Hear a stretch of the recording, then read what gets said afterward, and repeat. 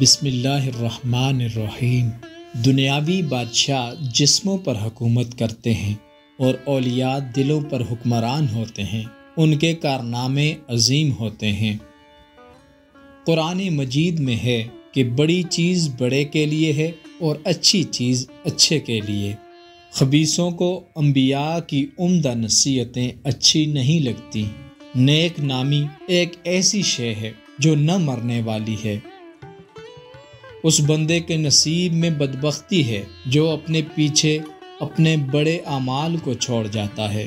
ایسے بندے کی موت سے جان نہیں چھوٹے گی جو اپنے پیچھے ایسا کام چھوڑ جائے جس سے گناہوں میں اضافہ ہوتا رہے۔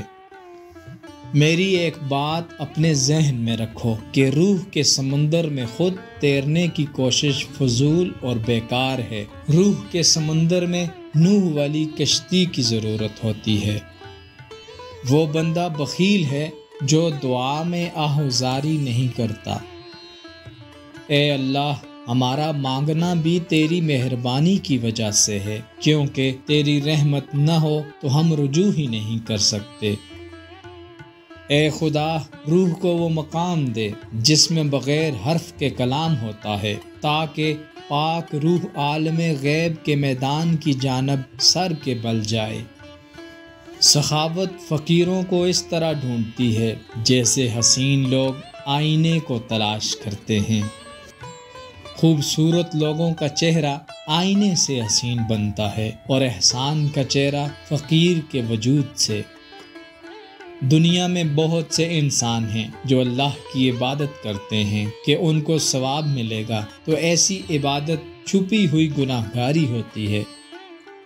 اچھی سوچ سوچو گے تو تمہیں راحت و سکون نصیب ہوگا، اور بڑے خیال سے تم تباہی کا سبب بنو گے۔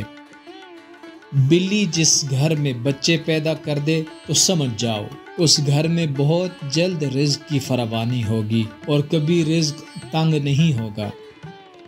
اے انسان، تو پانی کی تلاش میں سستی مت کر، کوشش کرتا رہے۔ وہ وقت آ جائے گا کہ تو دیکھ لے گا کہ بہار تیرے دامن میں آ چکی ہے۔ اگر تم اللہ سے رابطہ نہیں کر سکتے تو کسی اللہ والے سے رابطہ کرو، اس کا دامن تھام لو، کیونکہ ولی کو اللہ کے ہاتھ کی دستگیری حاصل ہے۔ گفتگو سے سمجھ بوجھ میں اضافہ ہوتا ہے، لیکن خاموشی اور تنہائی میں رہ کر لوگ عظیم ذہن بنتے ہیں۔